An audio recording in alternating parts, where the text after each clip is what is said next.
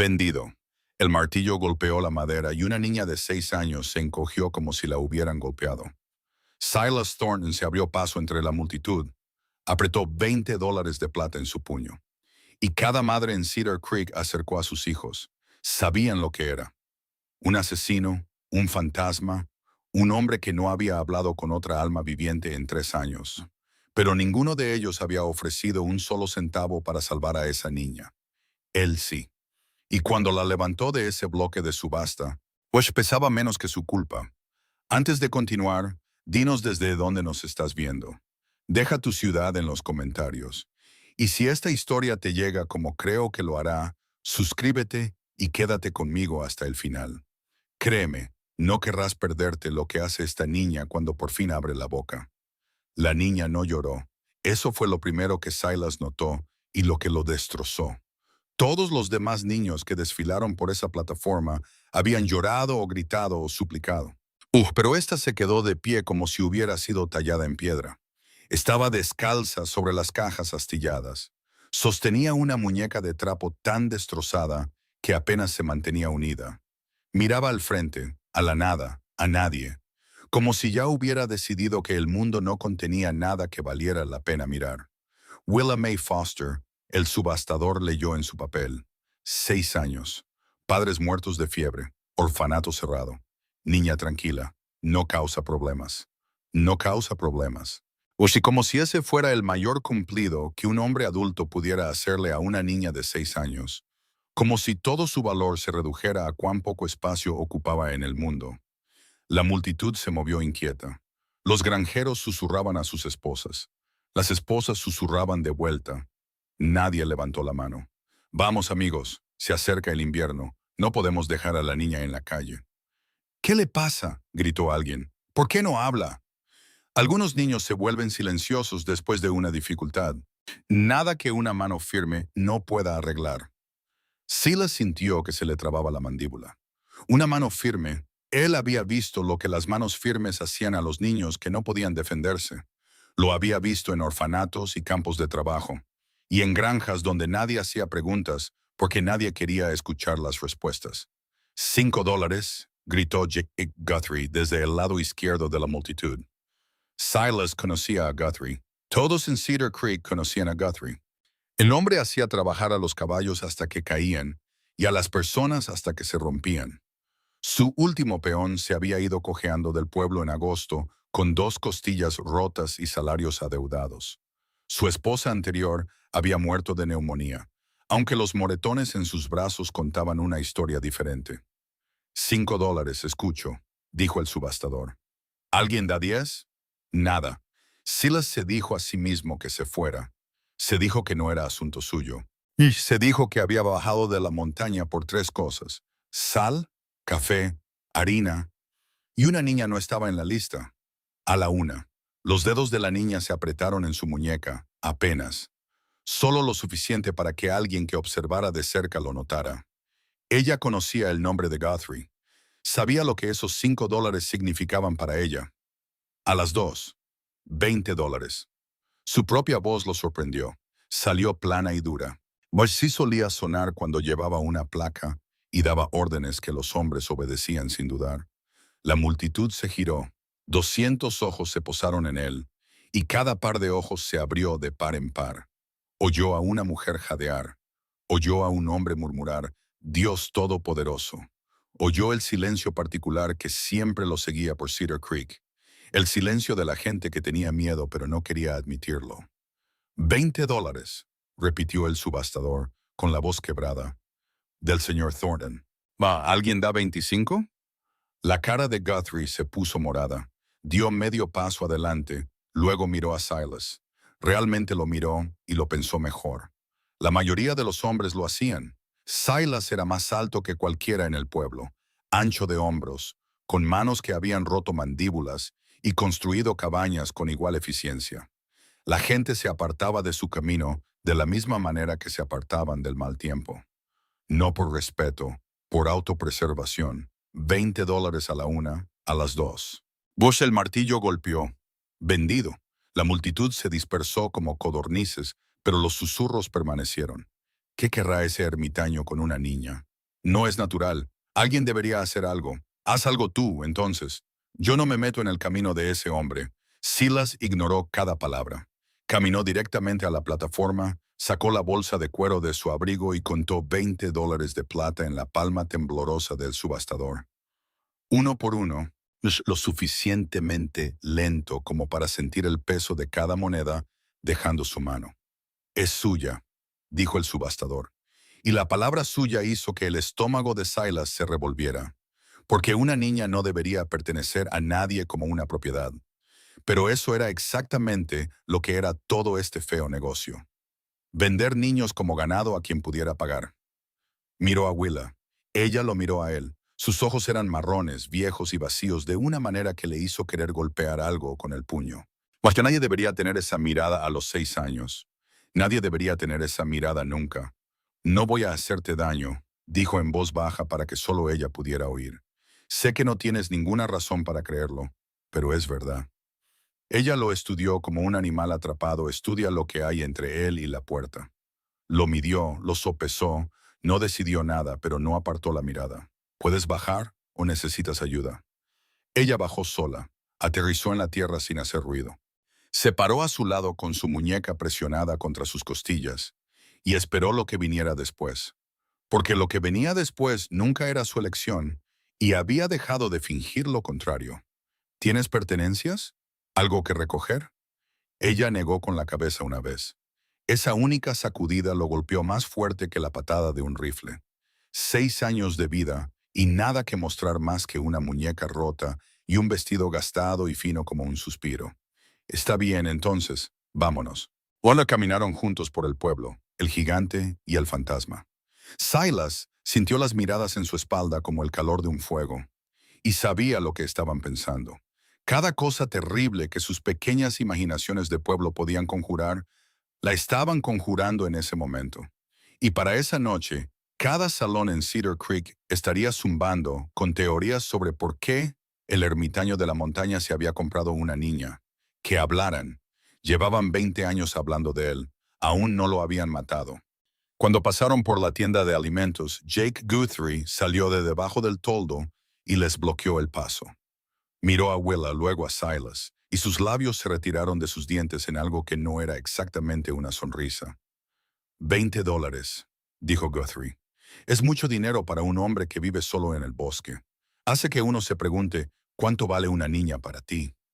Silas no dejó de caminar.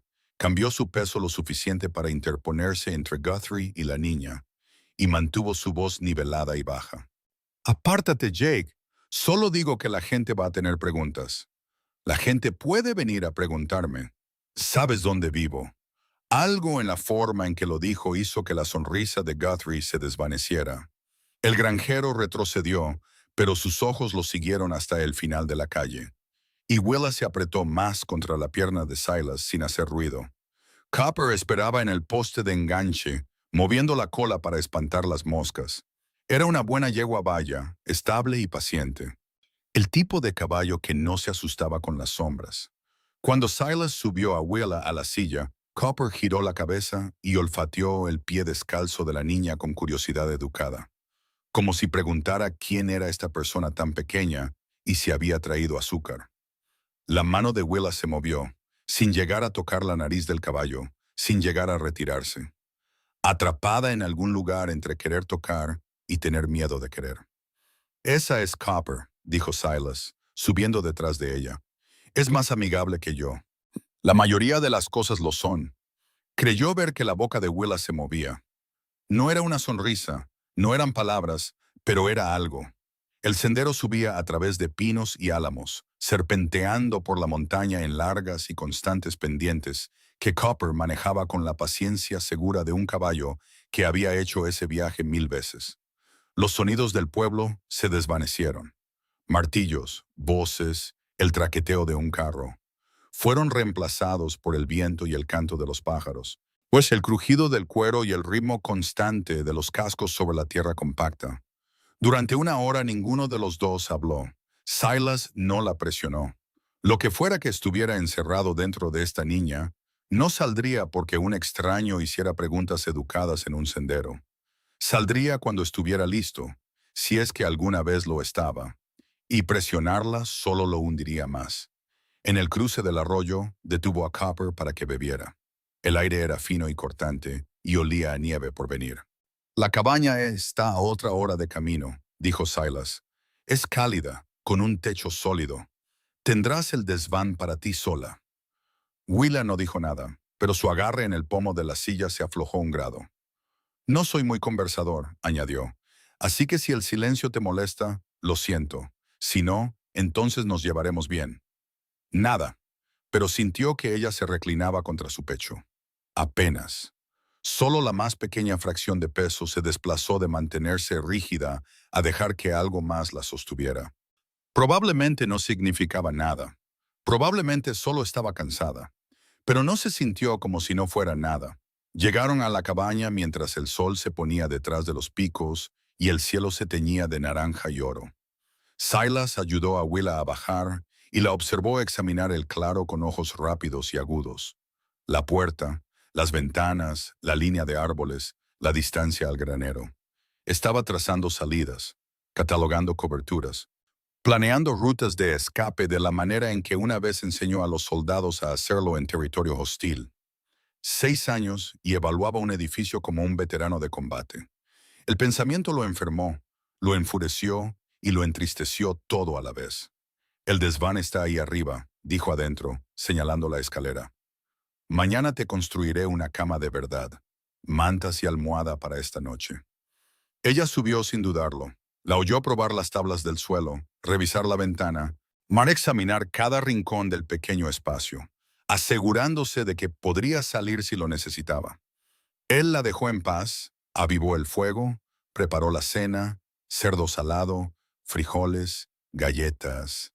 Cuando puso el plato en la mesa, se dio cuenta de que no tenía una silla lo suficientemente pequeña para una niña. El asiento le llegaba al pecho. Tendría que arrodillarse sobre él para alcanzar la mesa. Se quedó mirando la silla. La silla le devolvió la mirada. 20 años solo en las montañas. Mori nunca se le había ocurrido que los muebles venían en diferentes tamaños. Arreglaremos eso mañana también, murmuró. Willa se subió a la silla sin quejarse, arrodillada en el asiento de madera, y comió todo lo que había en su plato con la cuidadosa concentración de alguien que entendía que la comida nunca estaba garantizada. Comía como los soldados, rápido, a fondo, sin desperdiciar nada. Cuando terminó, se sentó con las manos en el regazo y esperó. No tienes que pedir permiso para moverte, dijo Silas. Esta es tu casa ahora, tal como es. Ella se deslizó de la silla y fue directamente a su estantería. Se puso de puntillas, extendió la mano y asintió. Él bajó el libro de Longfellow. Este es buena compañía. Ella lo tomó con ambas manos y lo sostuvo contra su pecho de la misma manera que sostenía su muñeca, como algo precioso que podría ser arrebatado en cualquier momento.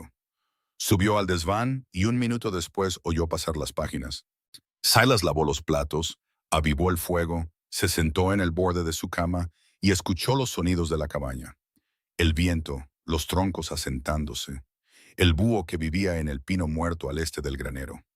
Y debajo de todo eso, algo nuevo. La respiración tranquila de una niña que se leía a sí misma hasta quedarse dormida en su desván.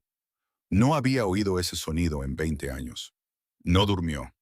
Se quedó allí mirando el techo, repasando todas las formas en que esto podría salir mal, que eran todas. No sabía cómo criarse a un niño. No sabía qué comían los niños además de lo que comían los adultos.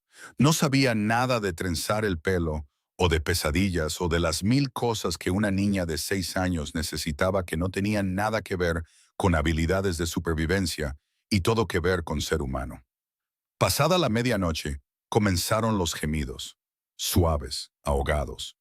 El sonido de alguien llorando en sus manos, porque había aprendido que llorar en voz alta atraía el tipo equivocado de atención. Silas subió la escalera y encontró a Willa sentada, agarrando su muñeca con los nudillos blancos, los ojos abiertos y viendo algo que no estaba allí. No se acercó más. Se sentó en lo alto de la escalera con las manos donde ella pudiera verlas. Mal sueño. Ella parpadeó, se centró en él, asintió. Yo también los tengo, la mayoría de las noches, si te soy sincero. Silencio. Luego levantó la muñeca, le mostró el brazo colgando de hilos, las costuras rotas, el relleno saliéndose. Señaló el daño y luego lo miró con una pregunta que no podía hacer en voz alta. «Está herida», dijo Silas. «¿Quieres que intente arreglarla?» La lucha en su rostro casi lo mata. La muñeca era todo lo que poseía, todo lo que le quedaba de quien la había amado antes de que el mundo le arrebatara ese amor.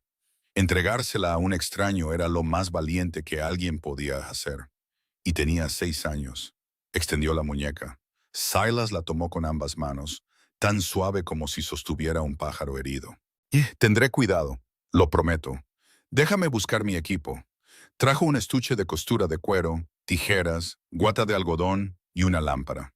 El estuche era viejo, el cuero suave y oscuro por el tiempo, con iniciales estampadas en la tapa que no se permitió mirar. Se sentó en lo alto de la escalera donde Willa podía ver cada puntada. Sus manos eran grandes, con cicatrices, ásperas por 20 años de partir leña y desollar animales. Wow, pero se movían con una delicadeza que habría sorprendido a cualquiera en Cedar Creek. Puntadas pequeñas y uniformes, costuras reforzadas, relleno nuevo donde el viejo se había salido. «Esta muñeca tuya», dijo mientras trabajaba, manteniendo los ojos en la aguja. «Ha pasado por momentos difíciles, pero mira aquí», le mostró a Willa el brazo remendado. «El arreglo la hace más fuerte de lo que era antes. Las cosas rotas pueden volver más resistentes. No dejes que nadie te diga lo contrario». Willa se inclinó más cerca, lo suficientemente cerca como para que su hombro tocara su brazo. El contacto fue tan ligero que podría haberlo imaginado, pero no lo imaginó. Terminó la reparación y levantó la muñeca. Las extremidades seguras, el cuerpo sólido, las mismas manchas y desgaste, pero parecía cuidada de nuevo en lugar de abandonada. Willa la tomó de vuelta y probó el brazo. Presionó la muñeca contra su mejilla. Luego miró a Silas y sonrió. Pequeña, apenas perceptible, pero real. Extendió la mano y le tocó la suya. Un dedo, un segundo, luego se retiró y apretó su muñeca. Y la sonrisa permaneció en su rostro como el amanecer aferrándose al borde de las montañas. «De nada», dijo Silas. Su voz salió mal, espesa y áspera, y se quebró en el medio. Se aclaró la garganta. «Intenta dormir un poco». Bajó la escalera y se tumbó en la oscuridad, escuchando. Los gemidos no volvieron. Después de un rato, su respiración se volvió lenta, uniforme y pacífica. Silas cerró los ojos. Sus manos todavía olían al estuche de costura de cuero, y por un momento de descuido, el aroma lo llevó de vuelta a una cabaña diferente, a un tiempo diferente, a una niña con ojos risueños que lo llamaba papá y creía que podía arreglar cualquier cosa en el mundo. No podía arreglarlo todo. Lo había demostrado hacía 20 años. Pero esta noche había arreglado una pequeña cosa para una pequeña niña, y ella le había sonreído como si él hubiera colgado la luna. Presionó su mano llena de cicatrices contra su pecho, donde algo que había estado congelado durante 2 décadas comenzaba a agrietarse lenta y dolorosamente. Afuera, el viento se movía entre los pinos. Copper se movió en el granero. El búho llamó una vez y se quedó en silencio. En el desván de arriba, Willa Foster dormía con su muñeca remendada apretada contra su corazón, y Silas Thornton yacía despierto debajo de ella, con miedo de tener esperanza e incapaz de detenerse. La primera semana le enseñó a Silas que todo lo que sabía sobre supervivencia era inútil cuando se trataba de una niña de 6 años. Podía rastrear un alce herido a través de 1 metro de nieve. Podía encender un fuego en una tormenta con nada más que pedernal y corteza húmeda. Podía leer el cielo y saber en 1 hora cuándo llegaría una tormenta. Pero no podía averiguar cómo trenzar el pelo. Willa se sentó en el suelo de la cabaña en su tercera mañana juntos, de espaldas a él. Se mantuvo perfectamente quieta mientras él estaba detrás de ella con un peine en una mano y una cinta de cuero en la otra. Miraba su enmarañado cabello castaño rojizo como un hombre que mira un mapa escrito en un idioma que nunca ha aprendido. «Lo estoy empeorando, ¿verdad?» Ella asintió. «El pelo de tu muñeca no hace esto». Ella giró la cabeza lo suficiente para darle una mirada que decía muy claramente que comparar su pelo con el hilo de una muñeca de trapo no estaba ayudando a la situación. Ah, está bien. Dejó el peine. ¿Qué tal si tú te encargas del pelo y yo del desayuno? Ella le quitó el peine y arregló su cabello en menos de 2 minutos. Limpio, rápido, eficiente. Llevaba años haciéndolo ella misma. No había necesitado su ayuda. Le había dejado intentarlo porque él se había ofrecido. Y algo sobre esa comprensión, que ella le había permitido fallar en algo solo porque él quería hacerlo por ella, se quedó en su pecho como un carbón caliente toda la mañana. Wyatt encontraron su ritmo lentamente. De la misma manera que dos personas encuentran un camino a través de un bosque desconocido. La mañana comenzaba con los animales. Silas le enseñó a esparcir el alimento para las gallinas sin asustarlas. Cómo buscar huevos con manos suaves. Cómo hablarle a Copper con la voz baja y constante que mantenía a un caballo tranquilo. Willa escuchaba todo, observaba todo, recordaba todo. Se movía a través de las tareas con la precisión enfocada de alguien que había aprendido que la utilidad era la única protección fiable contra ser descartada. Eso molestaba a Silas más de lo que podía expresar. Aquí no te ganas el sustento, le dijo una mañana mientras ella barría el suelo de la cabaña por segunda vez antes del mediodía. ¿Entiendes? No estás aquí porque seas útil. Estás aquí porque perteneces aquí. Dejó de barrer, lo miró. La confusión en su rostro era tan genuina que dolía.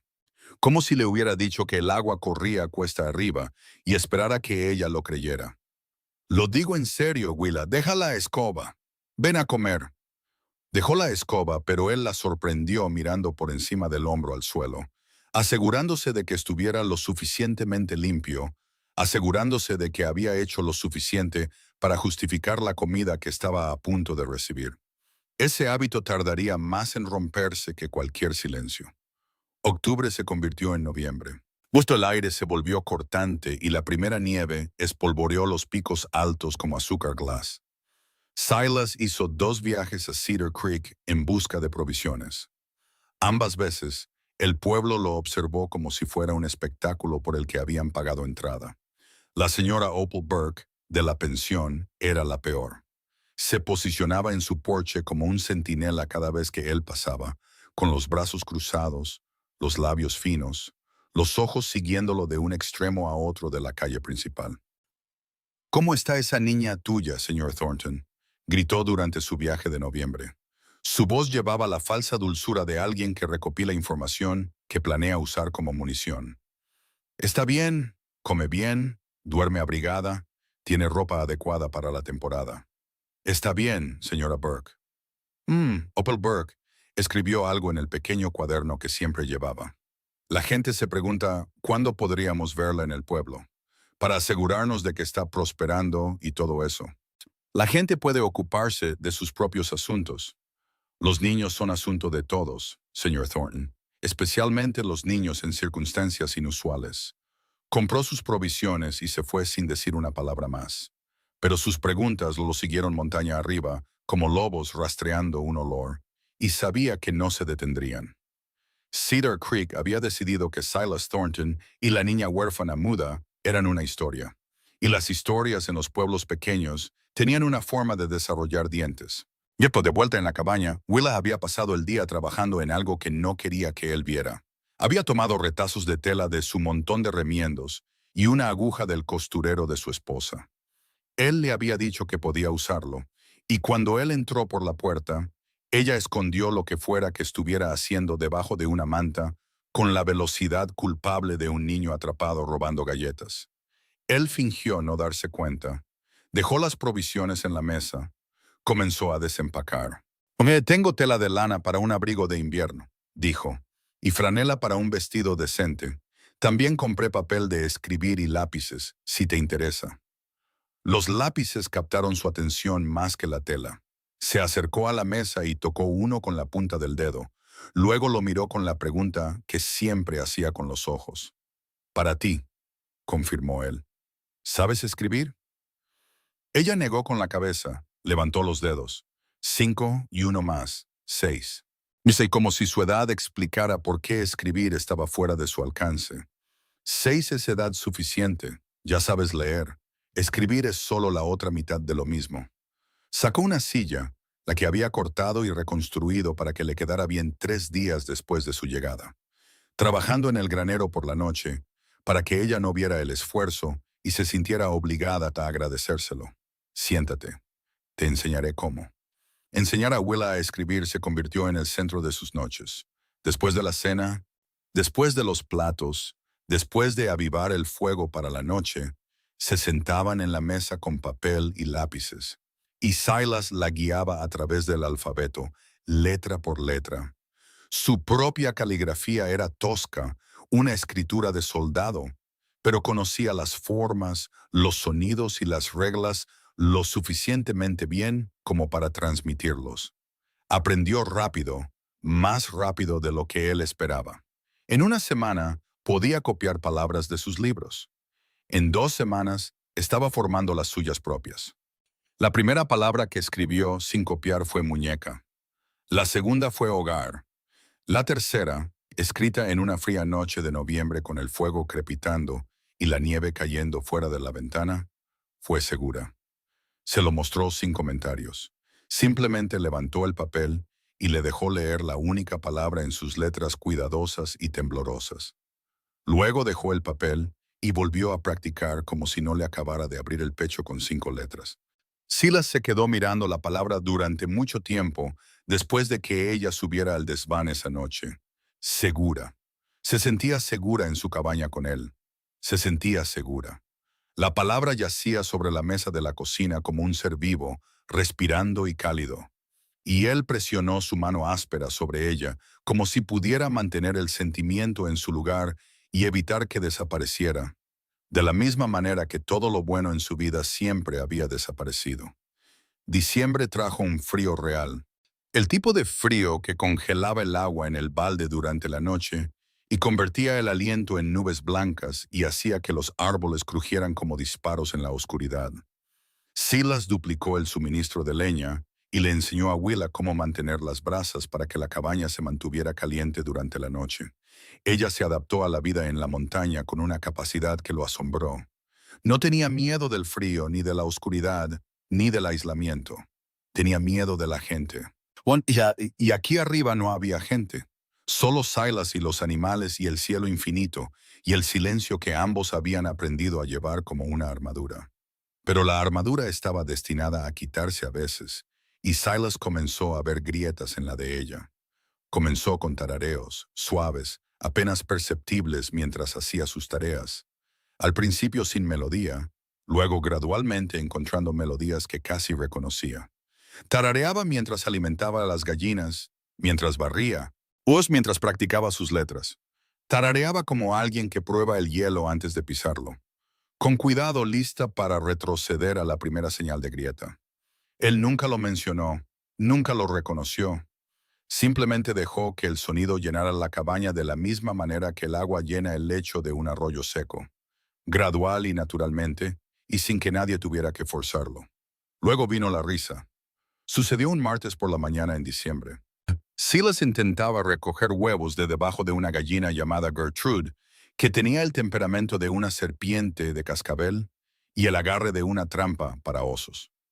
Cada vez que metía la mano debajo de ella, le picoteaba la mano lo suficientemente fuerte como para sacar sangre y hacía un sonido como una puerta oxidada siendo forzada.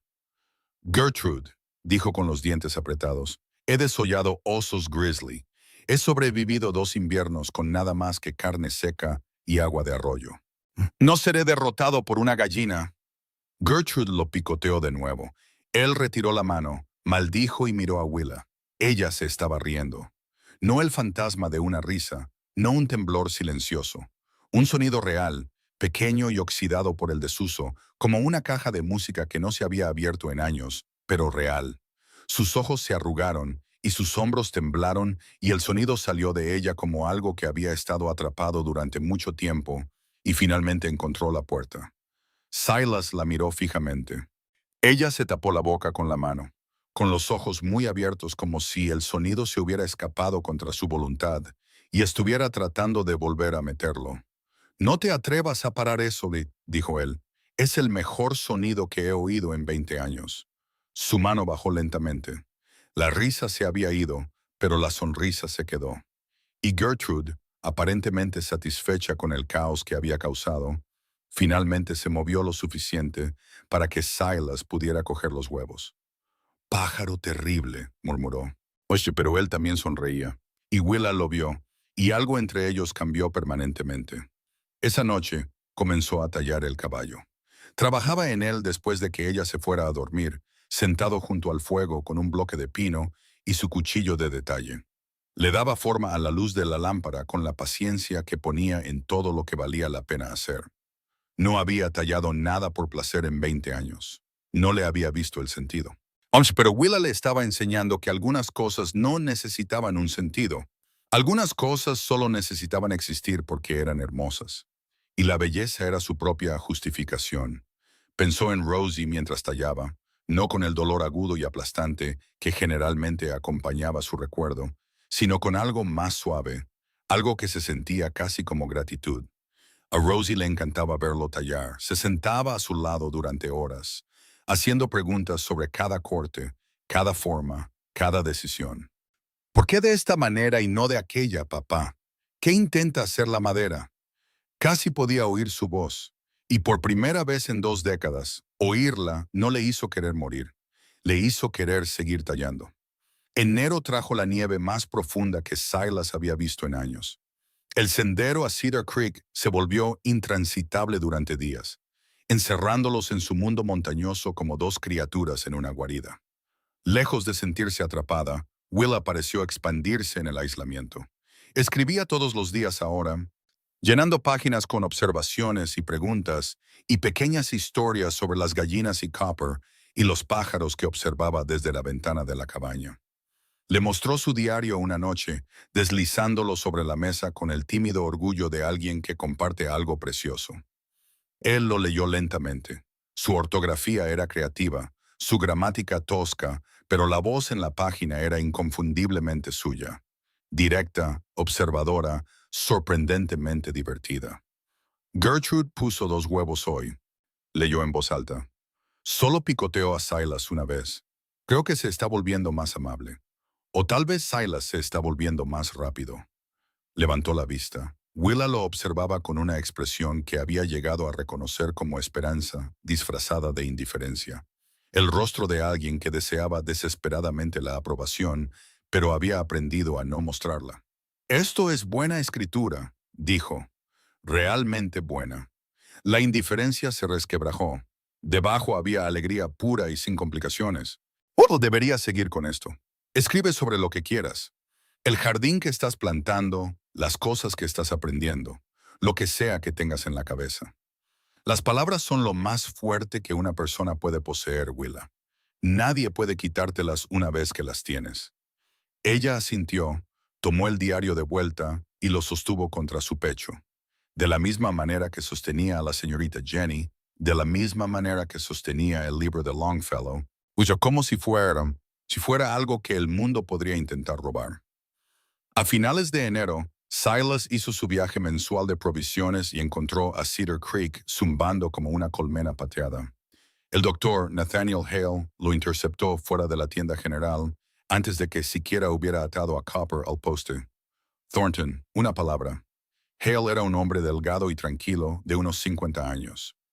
Una de las pocas personas en el pueblo que Silas respetaba. No chismorreaba, o no especulaba y no malgastaba palabras. Cuando hablaba, era porque algo necesitaba ser dicho. «Hay un hombre haciendo preguntas sobre ti». Un oficial territorial de bienestar infantil llamado Clarence Yates pasó la semana pasada. Silas sintió que el frío se instalaba más profundamente en sus huesos. ¿Qué tipo de preguntas? El tipo que precede a las investigaciones oficiales. Habló con Opal Burke, habló con Guthrie, habló con la mitad del pueblo. Hale hizo una pausa. La mayoría de la gente le dijo que la niña parecía estar bien por lo poco que habían visto. Pero Opal le dijo que nunca había visto a la niña desde la subasta. Y Guthrie le dijo lo que Guthrie le dice a la gente, que nunca es nada bueno. ¿Qué crees tú? Creo que deberías traer a la niña al pueblo. Déjame examinarla. Deja que la gente vea que está sana y bien cuidada.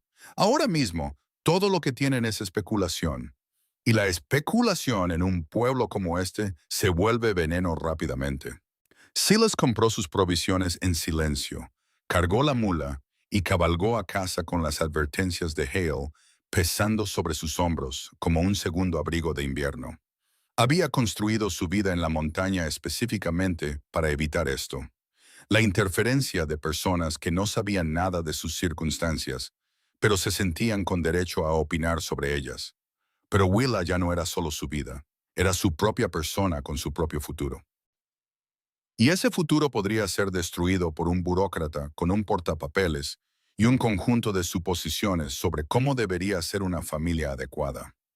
Esa noche, Willa notó que algo andaba mal. Siempre lo notaba. Había pasado 3 años en un orfanato leyendo los estados de ánimo de los adultos para sobrevivir, y podía detectar un cambio en el temperamento de Silas de la misma manera que él podía detectar un cambio en el clima. Deslizó su diario sobre la mesa. Había escrito una sola línea. ¿Qué pasó en el pueblo? Él la miró durante un largo rato.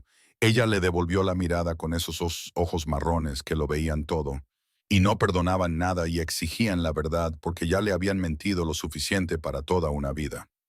Hay un hombre del gobierno territorial, dijo Silas lentamente. Su trabajo es verificar a los niños, asegurarse de que están siendo tratados bien. Ha estado preguntando por ti, por nosotros. Ella no se inmutó, no reaccionó en absoluto por un momento. Luego cogió su lápiz y escribió con letras cuidadosas y firmes. ¿Me llevarán? No si puedo evitarlo. ¿Qué necesito hacer? La pregunta lo destrozó. No, ¿qué harás para protegerme? Sino, ¿qué necesito hacer? Como si la carga de mantenerse a salvo siempre hubiera sido suya porque ningún adulto la había llevado por ella. No necesitas hacer nada, dijo con firmeza. Solo sigue siendo quien eres. Yo me encargaré del resto. Ella estudió su rostro de la misma manera que lo había estudiado el primer día en el bloque de subasta. Midiendo, sopesando, decidiendo. Luego escribió una línea más, la subrayó 2 veces y giró el diario para que él pudiera leerlo. Esta es mi casa, no me voy a ir. Silas leyó las palabras, las leyó de nuevo. Sintió algo en su pecho que no era dolor ni miedo, ni el familiar dolor de viejas heridas. Era algo más feroz, algo que tenía dientes y garras y lucharía hasta la muerte si fuera necesario. Miró a la niña al otro lado de la mesa. Esta persona pequeña, silenciosa e inquebrantable, que había entrado en su fortaleza y la había convertido en algo que valía la pena defender. Y le hizo una promesa que no tenía derecho legal a hacer, pero que sentía con cada pedazo roto de su corazón. No, dijo, no te irás. Afuera, el viento se levantó y arrojó nieve contra las ventanas en olas estruendosas. Adentro, el fuego ardía constante. Y 2 personas que tenían todas las razones para tener miedo del futuro se sentaron juntas en una mesa de cocina, planeando cómo luchar por lo único que importaba, el uno por el otro. Silas llevó a Willa a Cedar Creek el primer domingo de febrero.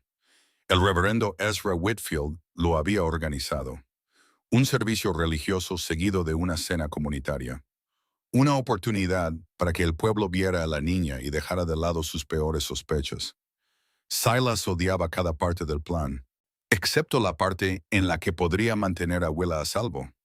Bajaron la montaña en silencio. Willa llevaba el vestido de lana azul que se había cosido ella misma, con puños blancos y un cuello que había cosido con tanta precisión que Silas no pudo encontrar una sola costura torcida. Llevaba el pelo trenzado. Lo había hecho ella misma, obviamente, y la señorita Jenny iba en la alforja porque Willa había decidido que llevar una muñeca en la iglesia era algo que haría un bebé, y ella no era un bebé. No tienes que hablar con nadie, le dijo Silas mientras el pueblo aparecía en la vista. No tienes que sonreír, no tienes que actuar, solo sé tú misma. Ella le lanzó una mirada que decía que tenía 6 años y no necesitaba instrucciones sobre cómo existir en público. Muchas gracias. Justo, murmuró él. La iglesia era un edificio de tablones blancos en el extremo norte de la calle principal. La única estructura en Cedar Creek que recibía una nueva capa de pintura cada primavera. Silas no había puesto un pie dentro en los 20 años que había vivido en la montaña. Entrar por esas puertas se sentía como cruzar a territorio enemigo sin un arma. Todas las cabezas se giraron cuando entraron. Todas las conversaciones murieron. Silas mantuvo su mano en el hombro de Willa, sin guiar, sin empujar, solo allí, y los llevó a un banco vacío cerca de la parte de atrás. La madera crujió bajo su peso y el sonido pareció resonar en todas las paredes. Opal Burke se giró desde la tercera fila para echar un buen vistazo. Sus ojos recorrieron a Willa con la eficiencia de un juez de ganado en una feria del condado, midiendo, evaluando, catalogando cada detalle para un informe posterior. Se ve bastante bien, susurró Opal a su esposo lo suficientemente alto como para que 6 bancos lo oyeran. Pero las apariencias no cuentan toda la historia. Opal, dijo su esposo con cansancio. Ahora no. El reverendo Whitfield abrió el servicio con una lectura sobre el cuidado de los huérfanos y las viudas, lo cual fue tan sutil como un mazo. Pero Silas apreció el esfuerzo. El viejo predicador había subido a la montaña 2 veces desde la subasta para ver cómo estaban. Ambas veces se había ido satisfecho de que Willa estaba prosperando. Y ambas veces le dijo a Silas lo mismo. El pueblo necesita ver lo que yo he visto. No puedes luchar contra los rumores con el aislamiento. Tenía razón. Silas sabía que tenía razón. Eso no hacía que sentarse en un banco de la iglesia fuera menos insoportable.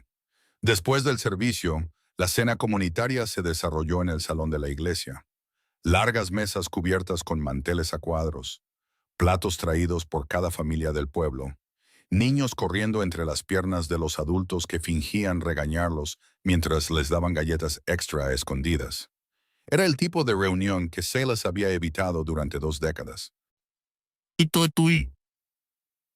estar dentro se sentía como estar en un río con la corriente tirando de sus piernas. Willa se quedó cerca de él durante los primeros 10 minutos. Luego, una niña de su edad, la hija menor del Dr. Hale, se acercó con la audacia directa de una niña que aún no había aprendido a desconfiar de los extraños. Soy Clara. ¿Quieres ver los gatitos en el granero? Willa miró a Silas. Él asintió. Ella volvió a mirar a Clara. Consideró la oferta con la seriedad de un diplomático sopesando un tratado y la siguió por la puerta lateral. Silas la vio irse. Su pecho hizo algo complicado. Estará bien, dijo una voz a su lado. El reverendo Whitfield había aparecido con 2 tazas de café y la expresión tranquila de un hombre que había pastoreado almas ansiosas durante 40 años. Clara Hale podría hacerse amiga de una roca. Tu niña está en buenas manos. No es mi niña, ¿o sí? Silas tomó el café y no dijo nada. Has hecho un buen trabajo con ella, Silas. Mejor de lo que la mayoría habría logrado.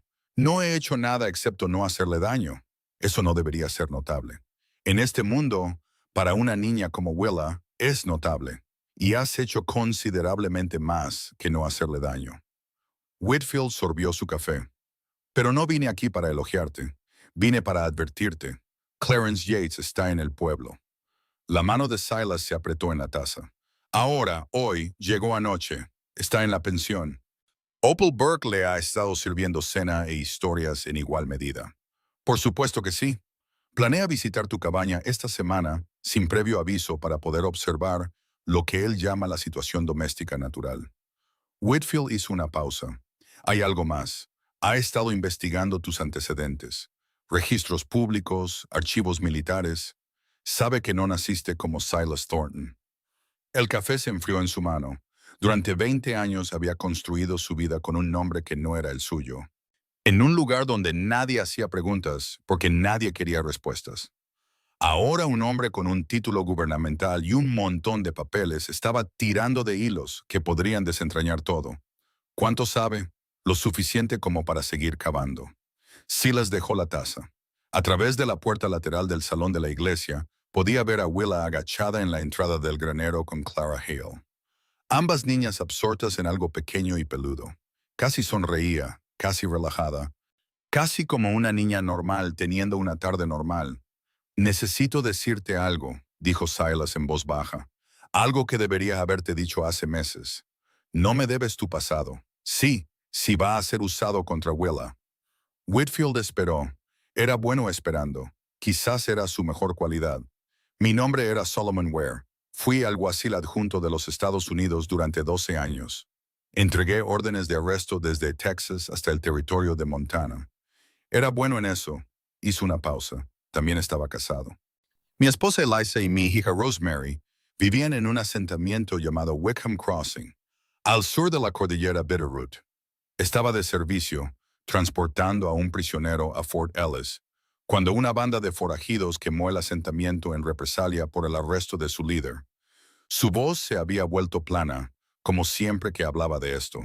En las raras ocasiones en que hablaba de ello, plana y nivelada y despojada de todo, excepto de los hechos. Porque los hechos eran lo suficientemente pesados sin añadirles sentimiento. Eliza murió defendiendo nuestro hogar. Rosie tenía 7 años. Nunca encontraron su cuerpo, pero el fuego se detuvo. Pasé un año buscando, siguiendo cada rumor, cada avistamiento reportado. Nada. Finalmente, el servicio me dijo que volviera o entregara mi placa. Entregué mi placa, cambié mi nombre, me dirigí a las montañas. Whitfield no dijo nada durante un largo momento. Luego, y ahora un hombre con autoridad gubernamental va a usar esa historia para cuestionar si eres apto para cuidar de Willa. Un hombre que ha estado viviendo bajo un nombre falso durante 20 años. Un hombre con una profesión violenta y una familia muerta. Eso es lo que Yates verá. Eso es todo lo que verá. Entonces nos aseguraremos de que vea más. Silas negó con la cabeza. No lo entiendes. Si Yates decide que no soy apto, tiene la autoridad para llevarse a Willa inmediatamente, sin audiencia, sin apelación. La meten en un carro y la lleva a la institución más cercana, y nunca la vuelvo a ver. Entonces no dejaremos que eso suceda. ¿Cómo? Haciendo lo que deberías haber hecho hace meses. Deja de esconderte. Deja que este pueblo vea quién eres realmente. Y deja que decidan si un hombre que lo dio todo al servicio de los demás merece la oportunidad de criar a una niña en paz. Antes de que Silas pudiera responder, la puerta lateral se abrió y Willa entró con Clara Hale a su lado y un gatito gris balanceado en sus manos ahuecadas. Sus ojos encontraron a Silas de inmediato. Siempre lo hacían, buscándolo como la aguja de una brújula encuentra el norte. Y cuando vio su rostro, la casi sonrisa desapareció. Cruzó la habitación rápidamente, le entregó el gatito a Clara sin mirar, y se paró junto a Silas con la mano en su manga. No preguntó qué pasaba. Podía leerlo como el clima. Deberíamos irnos a casa, dijo Silas, antes de que se vaya la luz. Willa asintió, pero mantuvo la mano en su manga todo el camino hasta la puerta. Durante las despedidas, que reconoció con pequeños asentimientos, pasando junto a los ojos vigilantes de Opal Burke, pasando junto al grupo de hombres que fumaban pipas en los escalones de la iglesia, que se quedaron en silencio a su paso. Estaban a mitad de camino por el sendero de la montaña antes de que ella sacara su diario y escribiera a la luz menguante. Algo malo se acerca, tal vez, pero no dejaré que te toque. Escribió de nuevo. Parecías asustado. Nunca pareces asustado. Él no respondió de inmediato. El sendero era estrecho aquí, cortando a través de un denso pinar donde apenas llegaba la última luz del sol. Copper avanzaba con cuidado sobre el suelo helado. Hay diferentes tipos de miedo, dijo finalmente. El tipo en el que tienes miedo por ti mismo y el tipo en el que tienes miedo por alguien más. El segundo tipo es peor. Willa guardó el diario. Se reclinó contra su pecho y él sintió su pequeña mano cerrarse alrededor de 2 de sus dedos, aferrándose. Llegaron a la cabaña al anochecer. Silas avivó el fuego, preparó la cena, mantuvo la rutina nocturna que se había convertido en su ancla.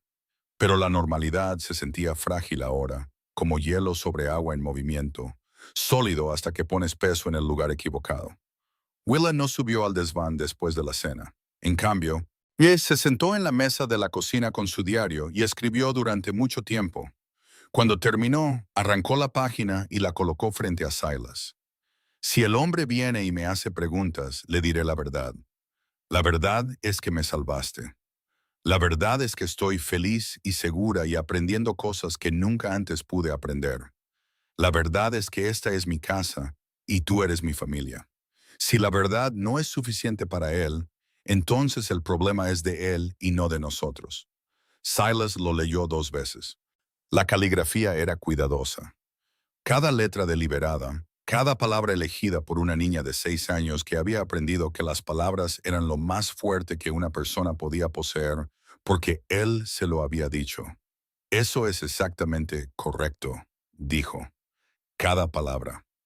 Clarence Yates llegó un jueves, sin aviso, sin cortesía.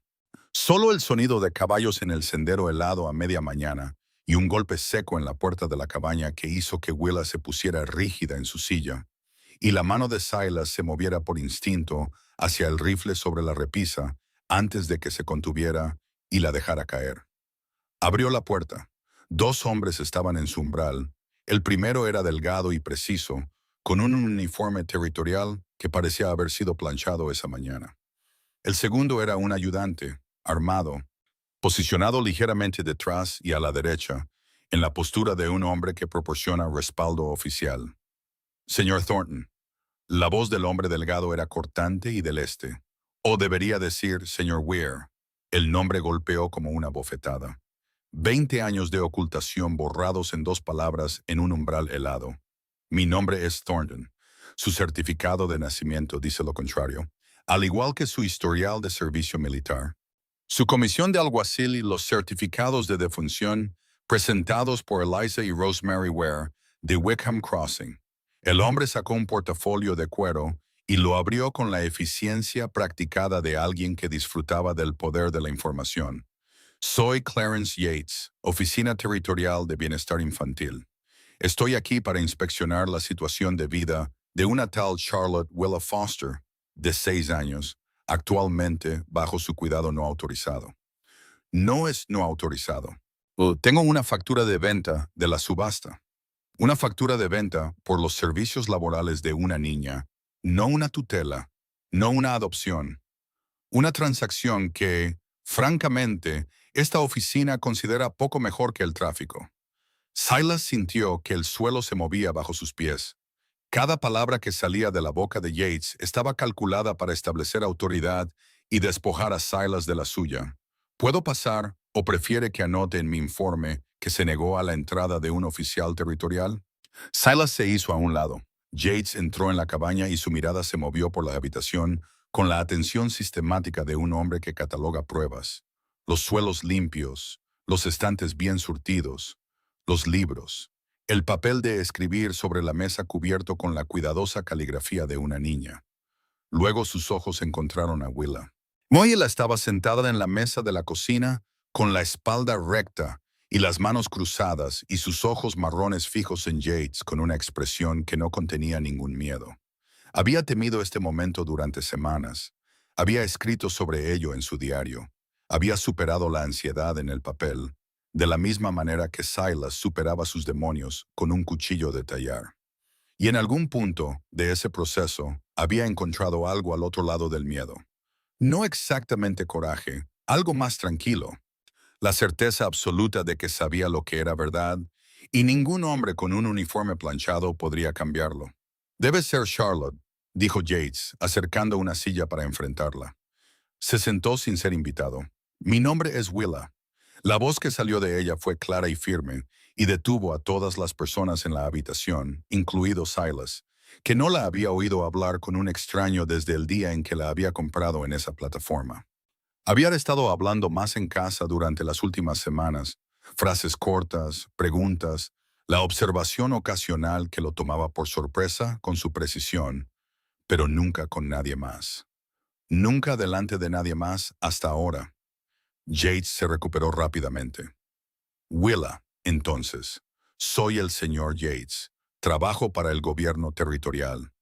Mi trabajo es asegurarme de que los niños estén siendo cuidados adecuadamente. ¿Entiendes? Sí, señor. Bien.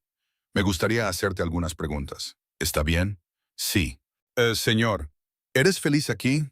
Sí, señor. ¿Puedes decirme algo más que eso?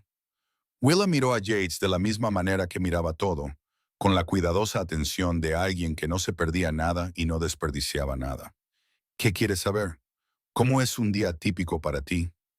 Me levanto temprano. Silas y yo alimentamos a los animales. Desayunamos.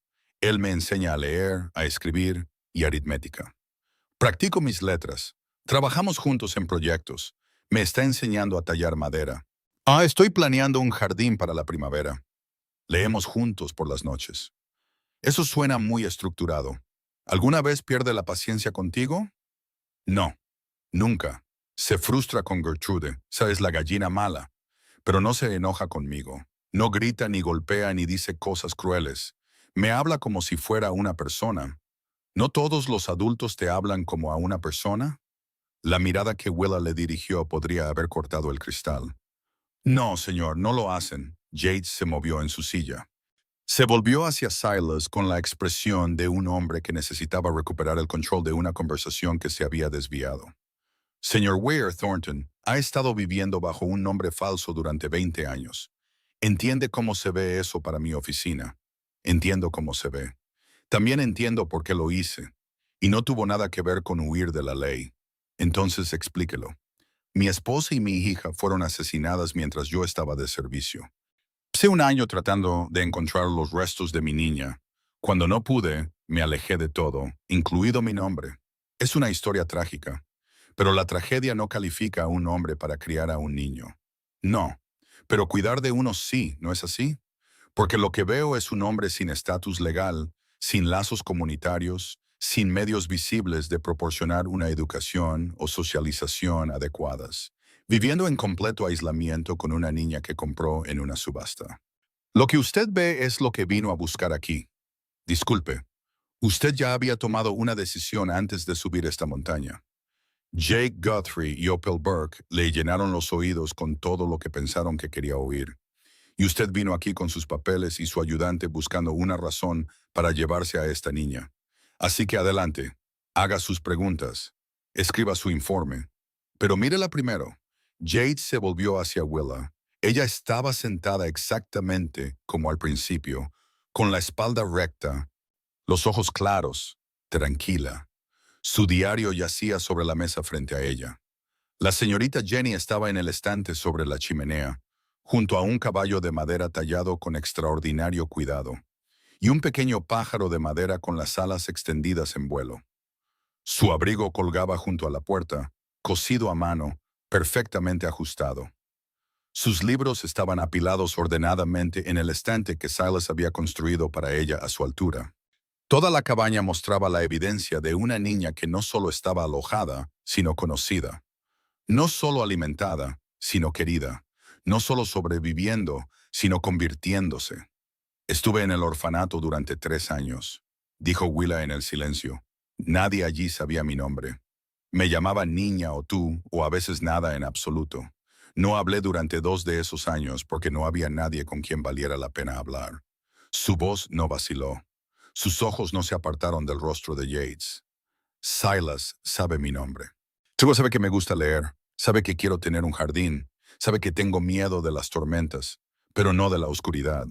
Sabe que quiero aprender todo sobre todo. Y nunca me dijo que estaba haciendo demasiadas preguntas. Niña, entiendo que sientas apego por... No he terminado. Las palabras salieron nítidas y limpias, y la habitación quedó en absoluto silencio.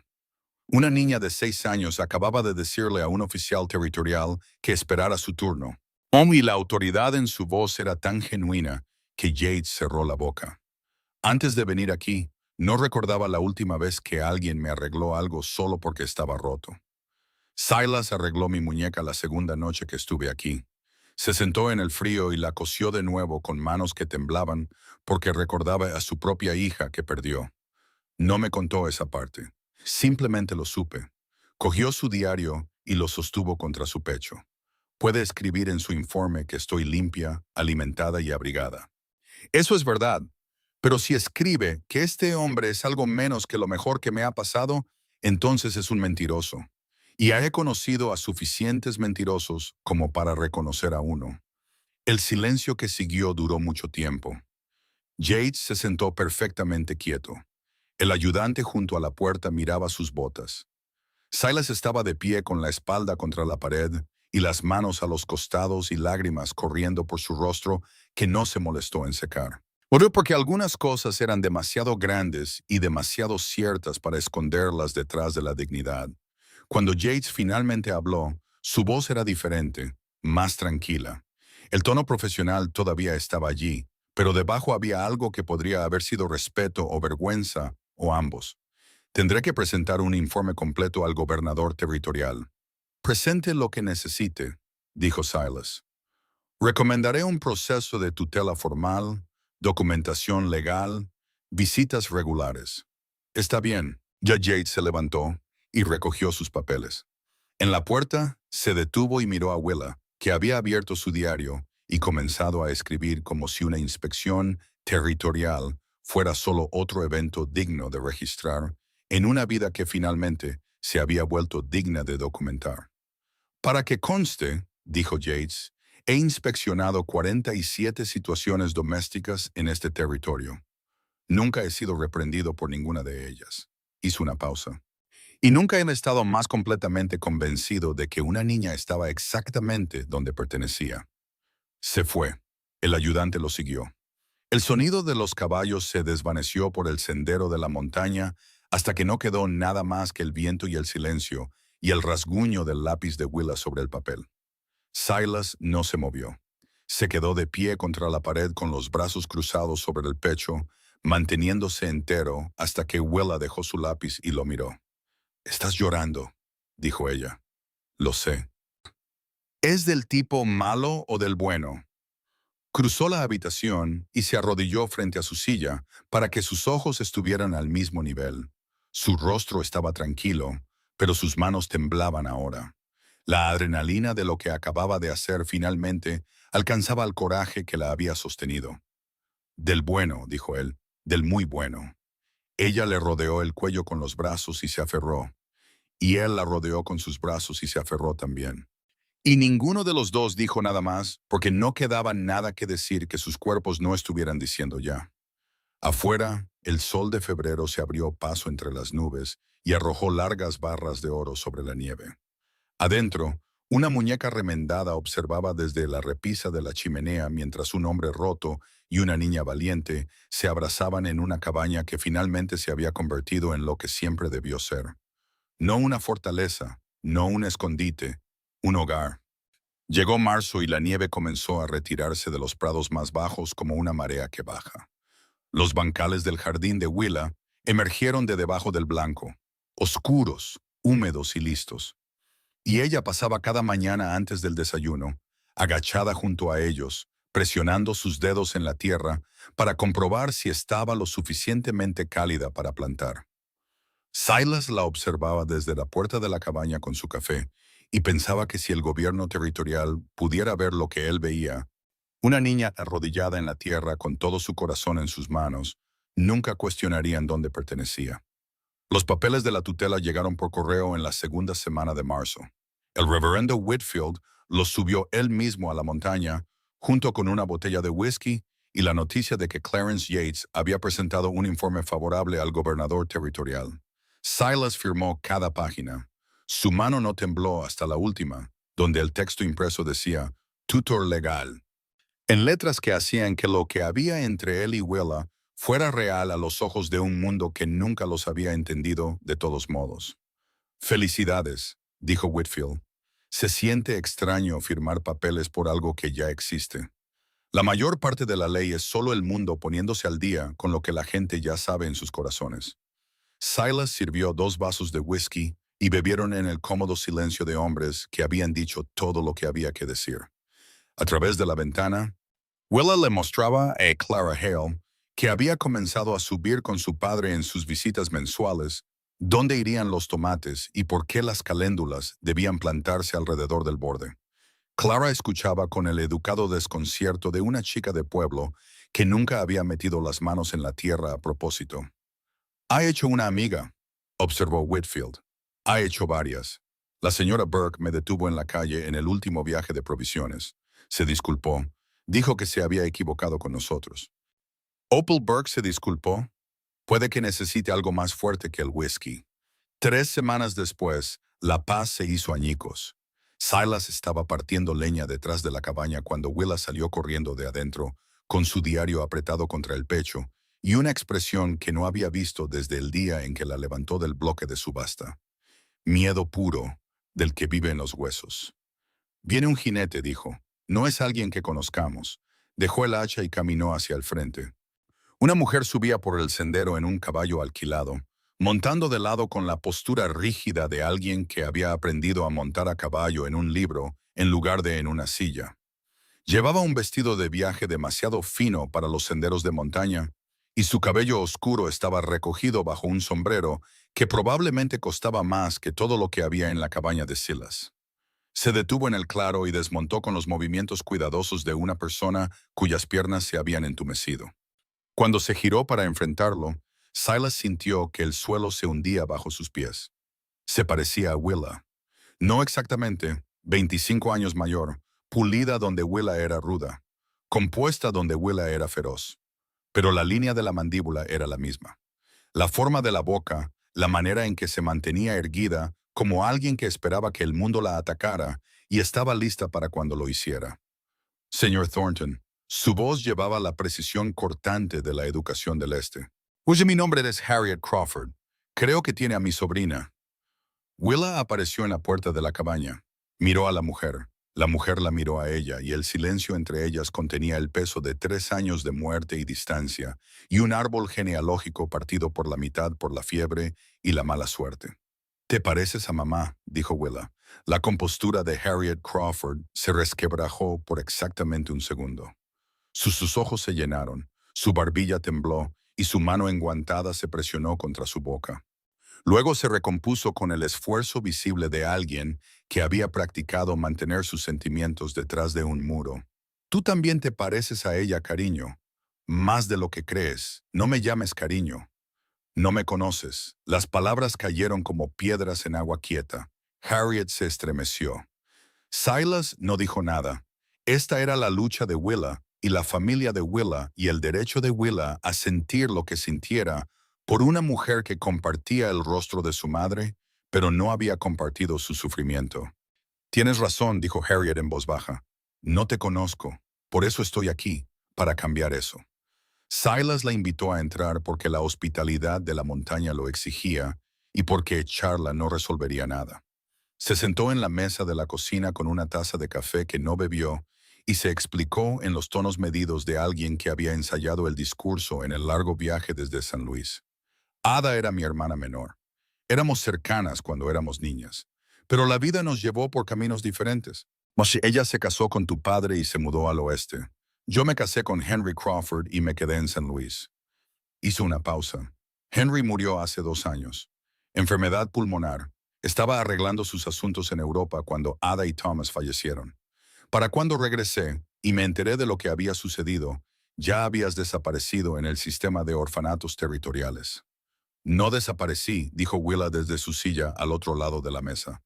«Me pusieron allí. Nadie vino a buscarme. Vine a buscarte tan pronto como me enteré, pero el orfanato había cerrado y los registros estaban dispersos, y me llevó meses rastrearte hasta Cedar Creek». La voz de Harriet se quebró. «Siento que haya tardado tanto. ¿Qué quieres? Quiero darte un hogar. Tengo un hogar. Un hogar de verdad en San Luis, con escuelas y lecciones de música y otros niños, y alguien que es tu familia. Tu familia de verdad». Silas observó el rostro de Willa pasar por algo complicado. La palabra real la golpeó como la oferta de Guthrie la había golpeado en la subasta. Un golpe para el que se había estado preparando sin saberlo.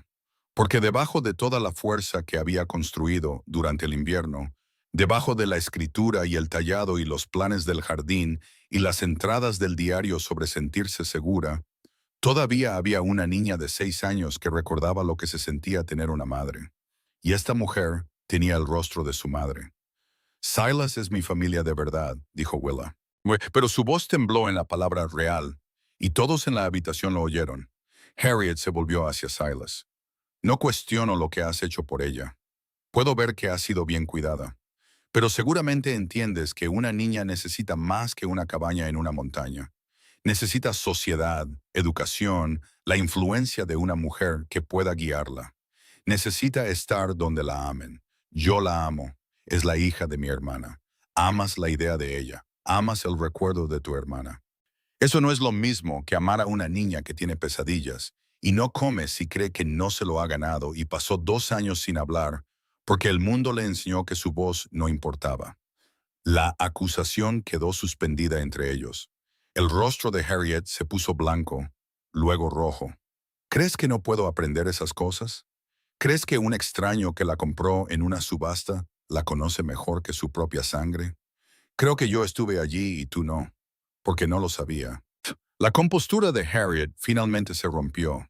Su voz se elevó y sus manos se aferraron al borde de la mesa y la superficie pulida se abrió para mostrar el dolor crudo debajo. No sabía que Ada estaba enferma. No sabía que Thomas había muerto. No sabía que mi sobrina estaba siendo vendida como propiedad en algún pueblo fronterizo olvidado de Dios. Si lo hubiera sabido, habría venido. Habría estado allí, pero no lo sabía. Y ahora me estás juzgando por un fracaso que no pude haber evitado. Silencio.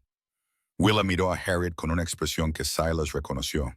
La misma expresión que había tenido cuando le entregó a la señorita Jenny esa primera noche. El rostro de alguien sopesando un riesgo enorme contra una necesidad enorme. Mi madre solía hablar de ti, dijo Willa en voz baja. Dijo que eras valiente y terca y demasiado inteligente para tu propio bien. Dijo que discutirías con un poste de cerca si pensabas que el poste de cerca estaba equivocado. Harriet se rió. Salió rota y húmeda y sonó tanto como la primera risa de Willa en el gallinero que Silas sintió que le dolía el pecho. Eso suena como Ada, dijo Harriet. Siempre me conoció demasiado bien. También dijo que eras amable, que le enviabas cartas todos los meses y prensabas flores entre las páginas. Violetas. Le encantaban las violetas, lo sé. Las plantó junto a nuestra puerta principal. Algo pasó entre ellas que Silas no pudo tocar y no intentó hacerlo. Les pertenecía a ellas.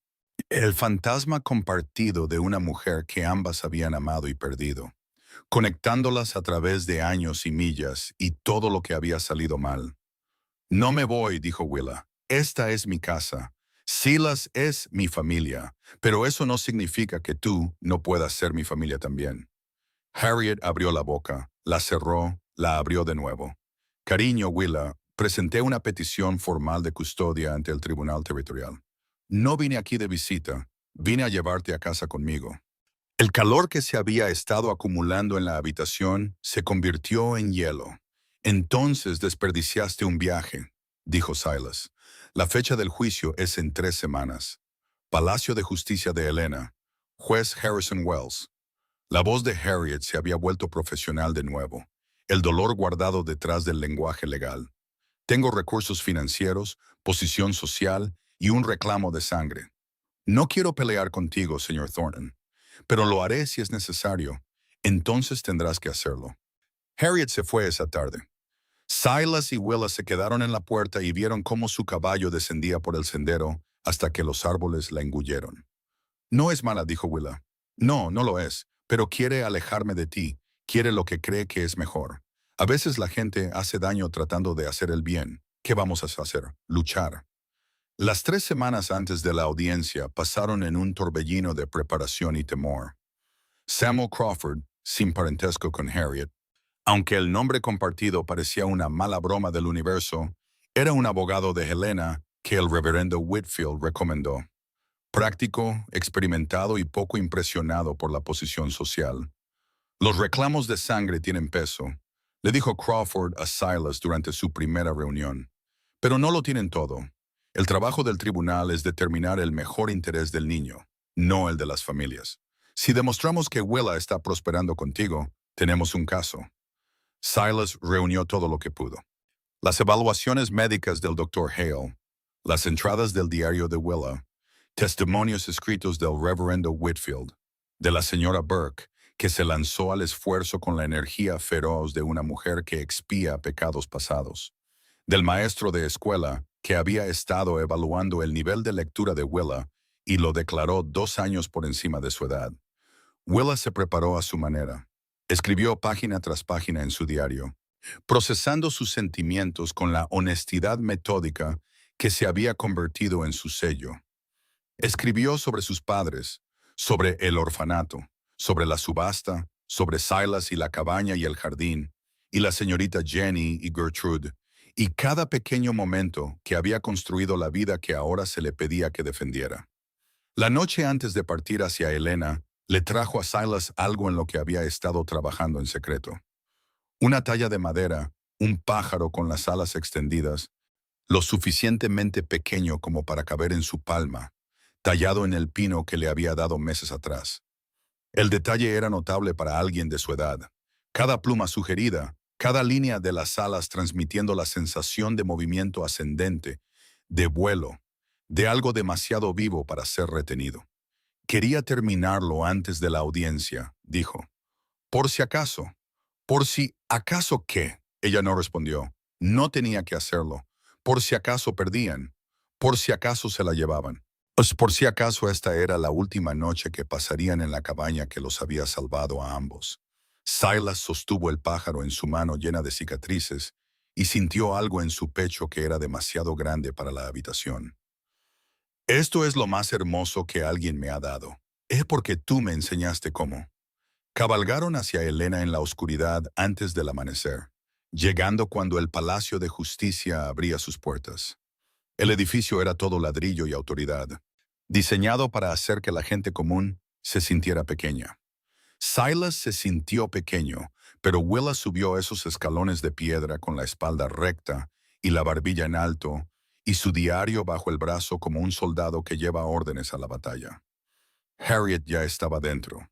Había traído a su propio abogado, un hombre de Denver, con un traje caro que organizaba papeles en la mesa del consejo con la confianza de alguien acostumbrado a ganar. El juez Wells dio inicio a la audiencia. El abogado de Harriet fue primero. Estados financieros, referencias de carácter de la sociedad de St. Louis, un plan detallado para la educación de Willa en instituciones privadas. La imagen que pintó era convincente, una vida de privilegio y oportunidad que Silas no podía igualar, con una cabaña en la montaña y un estante de libros de segunda mano. Cuando Crawford puso a Silas en el estrado, las preguntas fueron directas al corazón. ¿Qué significaría para usted perder a Willa? Significaría perder a la persona que me enseñó que no estaba más allá de la salvación. ¿Y qué puede ofrecerle usted que la señora Crawford no pueda? Puedo ofrecerle lo que más necesitaba cuando la encontré y lo que todavía necesita ahora. Alguien que la ve exactamente como es y no quiere cambiar ni una sola cosa de ella. El abogado de Harriet contrainterrogó con precisión quirúrgica. El aislamiento, la identidad asumida, la falta de influencia femenina, cada vulnerabilidad expuesta, cada debilidad iluminada bajo la luz del tribunal, ha estado escondiéndose del mundo durante 20 años, señor Thornton. ¿Cómo puede un hombre escondido enseñar a un niño a vivir? Dejé de esconderme el día que ella entró en mi vida. Ella me enseñó eso. Cuando Willa subió al estrado, la sala del tribunal cambió. Llevaba su diario y a la señorita Jenny, la muñeca remendada que lo había empezado todo, y colocó ambos en la barandilla frente a ella como si fueran pruebas. ¿Entiendes por qué estamos aquí?, preguntó el juez Wells. Sí, señor. Están decidiendo dónde vivo. Así es. Y tus sentimientos son importantes para este tribunal. Entonces me gustaría decirle algo a mi tía. Wells asintió. Willa se giró para mirar directamente a Harriet. Viniste hasta aquí porque amabas a mi madre. Lo entiendo. Yo también la amaba. La extraño cada día. Cuando te miro puedo verla, y eso duele y ayuda al mismo tiempo. Hizo una pausa. Pero mi madre se ha ido. Y la vida que me ofreces es la vida que querías para ella, no para mí. No sabes lo que necesito porque no has estado aquí para averiguarlo. Harriet se llevó la mano a la boca. Silas ha estado aquí en cada pesadilla, cada mañana silenciosa cuando no podía hacer que las palabras salieran. Cada vez que tenía tanto miedo de que me enviaran lejos que limpiaba el suelo 2 veces porque pensaba que si era lo suficientemente útil, tal vez me dejarían quedarme. La voz de Willa se quebró pero se mantuvo firme.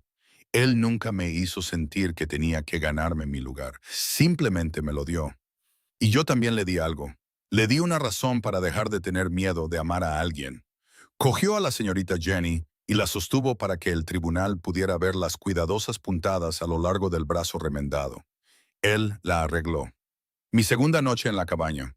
Su mano temblaba todo el tiempo porque le recordaba a su hija, pero lo hizo de todos modos porque yo lo necesitaba, y porque así es él. Arregla las cosas incluso cuando duele, incluso cuando tiene miedo.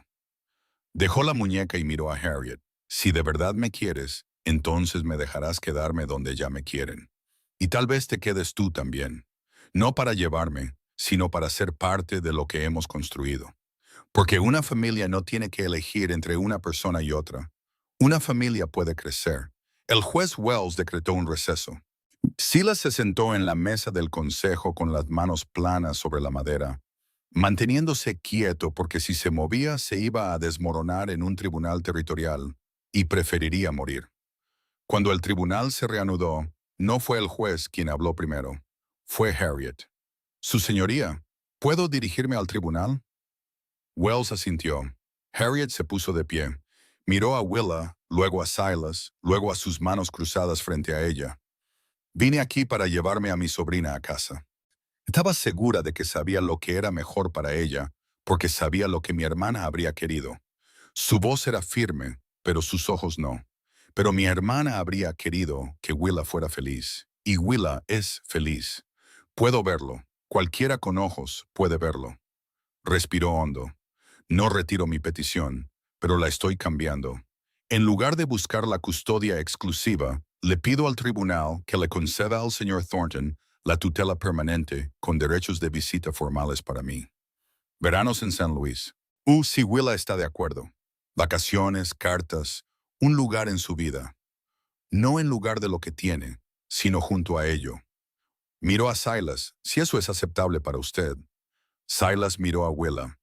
Willa lo miró a él, y en el espacio entre sus ojos, toda la negociación ocurrió en silencio, como siempre sucedía entre ellos, en el lenguaje que habían construido desde cero, durante 6 meses de comidas compartidas y muñecas remendadas y noches de invierno junto al fuego. Willa asintió. Es aceptable, dijo Silas. El juez Wells concedió el acuerdo modificado con una eficiencia que sugería que había estado esperando exactamente este resultado. Tutela permanente para Silas Thornton. Derechos de visita formales para Harriet Crawford. Revisión en 1 año para asegurar que el acuerdo sirviera a los intereses de Willa. Fuera del Palacio de Justicia, el sol de primavera les dio de lleno en la cara. Willa se paró entre Silas y Harriet en los anchos escalones de piedra, sosteniendo la mano de Silas por un lado. Y después de un momento de vacilación, alcanzando la de Harriet por el otro. Harriet miró la pequeña mano en la suya, miró a Silas por encima de la cabeza de Willa. Y por primera vez desde que había subido por ese sendero de montaña, sonrió sin ninguna armadura detrás. A Ada le habrías caído bien, le dijo a Silas. Siempre tuvo debilidad por los hombres tercos. No soy terco. Tengo razón. Hay una diferencia. En realidad no la hay. Willa apretó ambas manos. ¿Podemos irnos a casa ahora? Los tomates no se van a plantar solos. Cabalgaron de regreso a Cedar Creek juntos. 3 personas en 2 caballos, la montaña elevándose sobre ellos como una promesa. Harriet se sentó detrás de Silas en Copper, agarrando la silla con los nudillos blancos y murmurando sobre la insuficiencia de los senderos del oeste. Mientras Willa montaba la mula de carga con la fácil confianza de una niña que había pasado un invierno aprendiendo que la montaña no era algo a lo que temer. En el inicio del sendero, Harriet miró la larga subida que tenían por delante y luego el pueblo detrás de ellos, donde Opal Burke ya estaba posicionada en su porche con su cuaderno. ¿Con qué frecuencia haces este viaje? 1 vez al mes para provisiones. Eso parece insuficiente. Una niña en crecimiento necesita leche fresca, verduras e interacción social. Tiene un jardín en camino y una gallina que me intimida y amigos en el pueblo. Está bien, está más que bien. Harriet ajustó su agarre en la silla, pero también podría beneficiarse de un piano. ¿Un piano? Ada tocaba maravillosamente. Me gustaría enseñarle a Willa si está interesada. Silas se giró para mirar a Willa, que fingía no escuchar desde la mula. No me importaría un piano, dijo Willa. Silas miró hacia adelante e instó a Copper a subir por el sendero. Detrás de él, Harriet Crawford se aferraba por su vida, y delante de él, Willa Foster cabalgaba hacia el único hogar que había elegido, Él con una muñeca remendada en la alforja, un pájaro de madera en el bolsillo, y una familia que había sido rota y rehecha, y era más fuerte ahora de lo que nunca había sido. El piano llegó en la parte trasera de un vagón de carga a finales de abril, envuelto en edredones y atado a las tablas como un prisionero transportado a través de territorio hostil. Se necesitaron 4 hombres: Silas, el reverendo Whitfield, el doctor Hale y el conductor del vagón, para bajarlo del vagón y meterlo por la puerta de la cabaña. Harriet supervisaba desde el porche con la intensidad de un general dirigiendo un asedio. Cuidado con la pata izquierda. Ese instrumento costó más que toda esta montaña. Pesa más que toda esta montaña. Gruñó Silas, con la espalda presionada contra el marco de la puerta mientras intentaba meter el objeto por una abertura que no había sido construida para pianos de cola de San Luis. Willa se sentó en la barandilla del porche con su diario en el regazo, observando la producción con visible deleite. Había estado escribiendo sobre el piano durante semanas, desde que la primera carta de Harriet desde San Luis había confirmado que el instrumento estaba en camino. La entrada del diario de ese día decía simplemente: un piano viene a la montaña. Mamá habría llorado. Lo metieron adentro, apenas. Se quedó contra la pared sur de la cabaña como una criatura de otro mundo. Ojo oscuro y pulido y absurdamente elegante contra los troncos toscamente tallados y la alfombra de piel de oso. Gertrude entró por la puerta abierta, examinó las patas del piano con atención sospechosa y picoteó el pedal de latón antes de que Silas la echara. Harriet se sentó en el banco, flexionó los dedos y tocó 3 notas. El sonido llenó la cabaña. De la misma manera que la luz del sol llena una habitación cuando abres las cortinas. Súbito, cálido, imposible de ignorar. Willa se quedó quieta. Su pluma dejó de moverse. Sus labios se entreabrieron. A tu madre le encantaba Chopin, dijo Harriet. Solía tocar este nocturno en las noches de invierno. Mientras tu padre leía en su silla, comenzó a tocar. La melodía era simple y dolorosa, y se movía por la cabaña como un ser vivo, tocando las paredes y los libros y las tallas de madera en el estante y la muñeca remendada que observaba desde su lugar junto a la chimenea. Willa no se movió. Se quedó en la puerta con su diario presionado contra su pecho y lágrimas corriendo por su rostro sin ningún intento de detenerlas. Silas salió.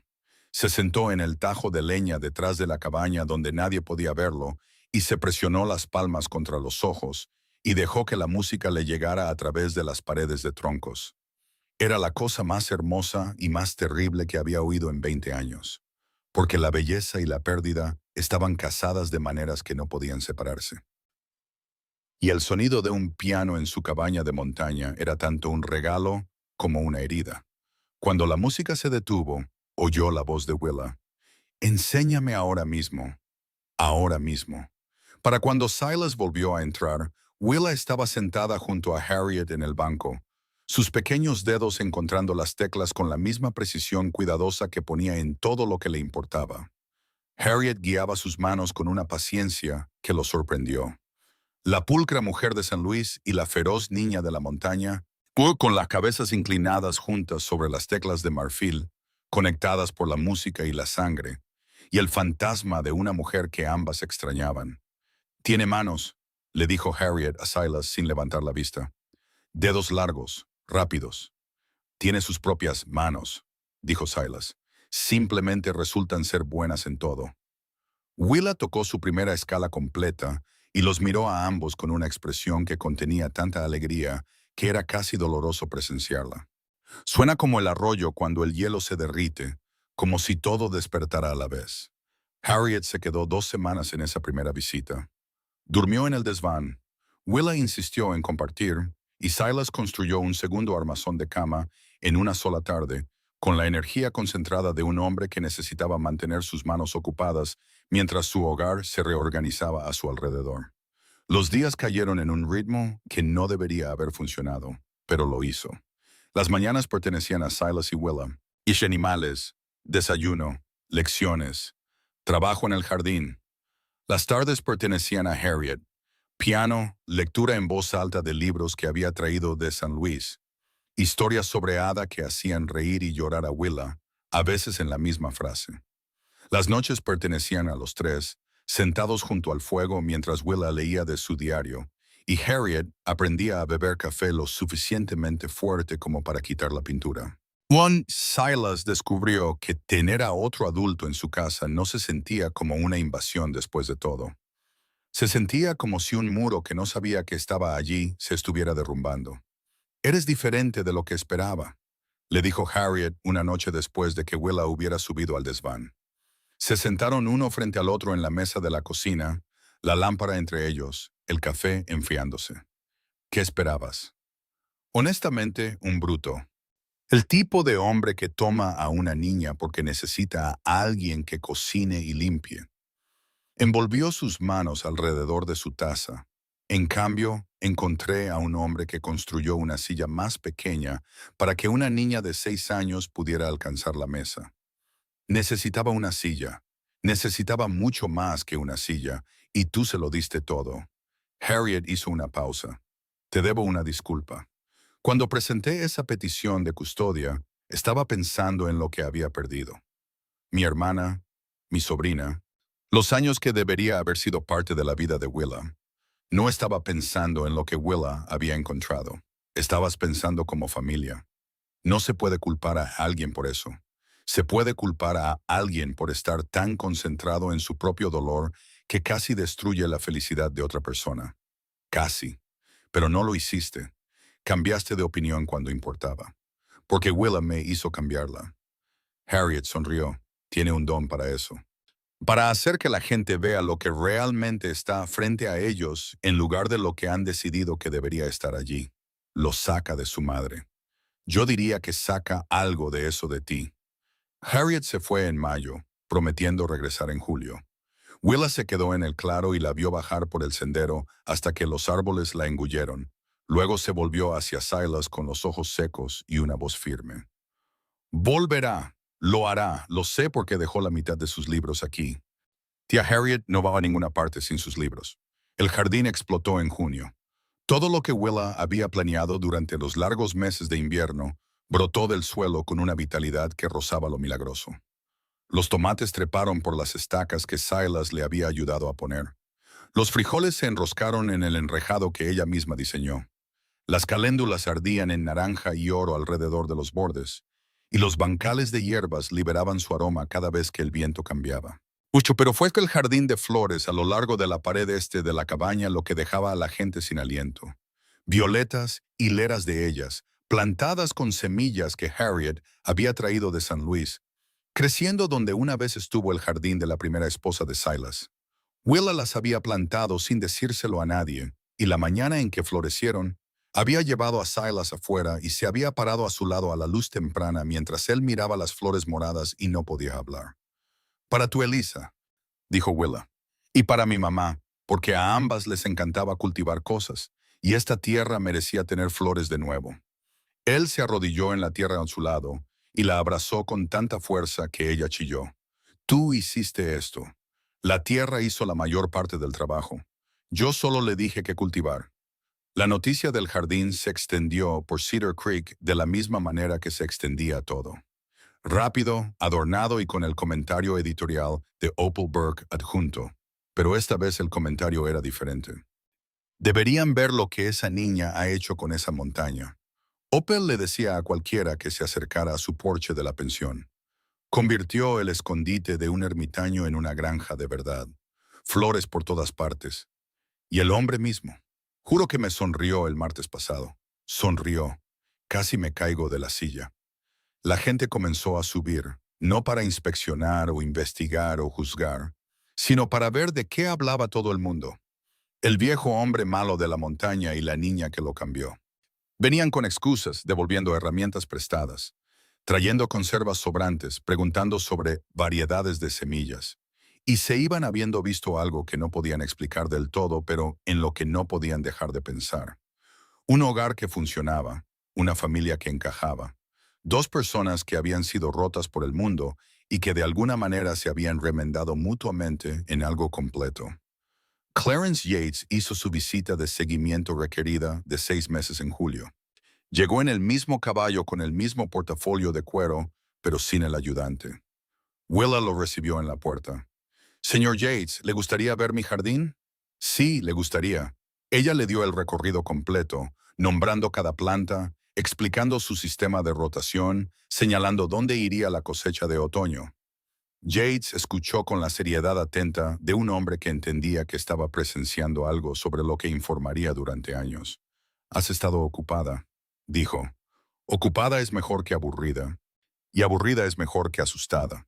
Ya no soy ninguna de esas cosas. Solo estoy feliz». Su informe al gobernador territorial fue de 2 frases. «La niña prospera en todos los aspectos medibles. Recomiendo no más intervención». Harriet regresó en julio como prometió, trayendo 3 baúles de libros, una caja de partituras y una profunda quemadura de sol del viaje en diligencia que hizo reír a Willa tan fuerte que tuvo que sentarse. «Parezco una langosta», dijo Harriet sombríamente, examinando su reflejo en la ventana de la cabaña. «Pareces alguien que no pertenece a un caballo», observó Silas. «No pertenezco a un caballo. Pertenezco a un tenón con ventilación adecuada y té helado. Y sin embargo, aquí estoy, subiendo voluntariamente una montaña por tercera vez, porque una niña de 7 años tiene mejores poderes de persuasión que cualquier abogado que haya conocido». «Tengo casi 7», corrigió Willa. «Mi cumpleaños es en agosto. Lo celebraron juntos». Silas le talló un nuevo conjunto de animales. Un caballo, un ciervo, un águila con las alas extendidas, cada uno más detallado que el anterior. Cada uno llevando la habilidad de un hombre que había recordado que hacer cosas hermosas no era una pérdida de tiempo, sino una declaración de que la belleza importaba. Harriet le dio un diario encuadernado en cuero con sus iniciales grabadas y una pluma estilográfica que hizo que los ojos de Willa se abrieran como platos. «Para tu escritura», dijo Harriet, «porque tus palabras merecen algo mejor que un lápiz en papel de desecho». Willa sostuvo la pluma como si estuviera hecha de oro. «Este es el mejor regalo que alguien me ha dado». «Te di un caballo», dijo Silas. «Un caballo de madera. Un muy buen caballo de madera. El segundo mejor regalo que alguien me ha dado». Clara Hale subió para el cumpleaños con su padre, trayendo un pastel que su madre había horneado y un gatito que había estado escondiendo bajo su abrigo. El gatito era gris con patas blancas, y Willa lo llamó Chopin, lo que hizo que Harriet casi se atragantara con su pastel de la risa. Un gato llamado como un compositor, a Ada le habría encantado.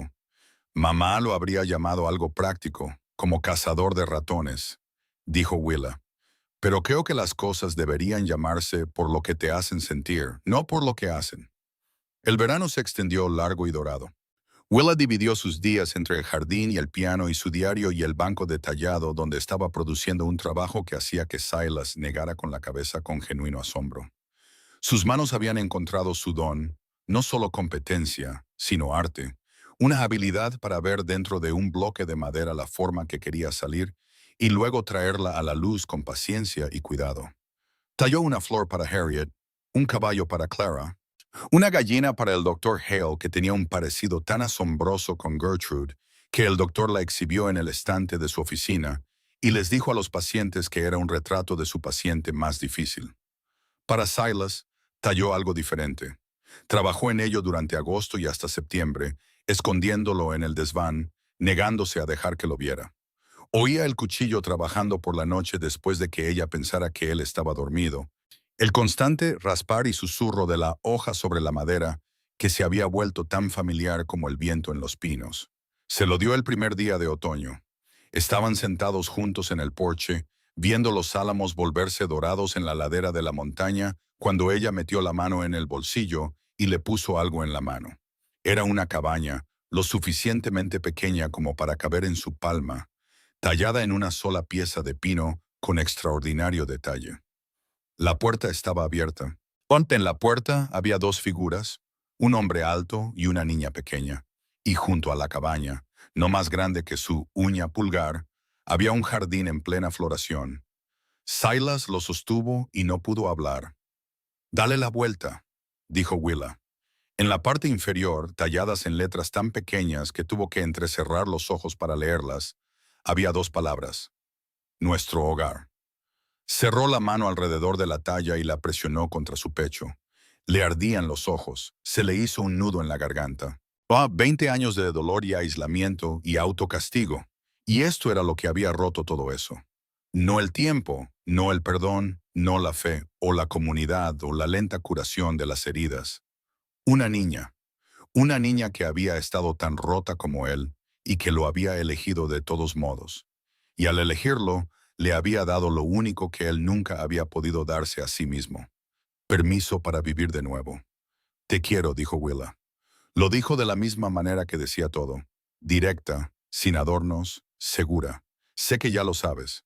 Pero quería decirlo en voz alta porque las palabras importan y algunas palabras necesitan ser escuchadas, no solo entendidas.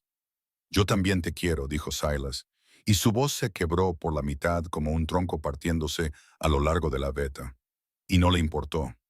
Más de lo que sé cómo decir, más de lo que pensé que todavía era capaz. Eres capaz de mucho más de lo que crees. Solo necesitabas que alguien te lo mostrara.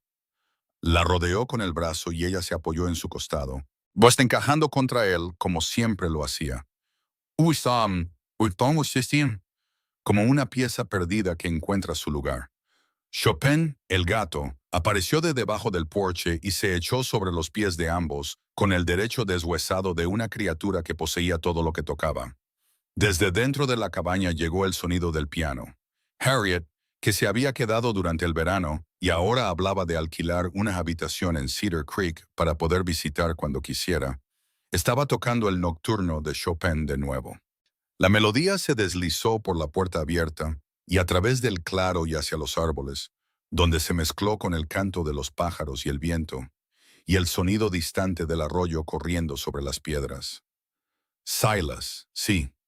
¿Crees que a Rosemary le habría caído bien? Le había contado a Willa sobre Rosie durante el verano.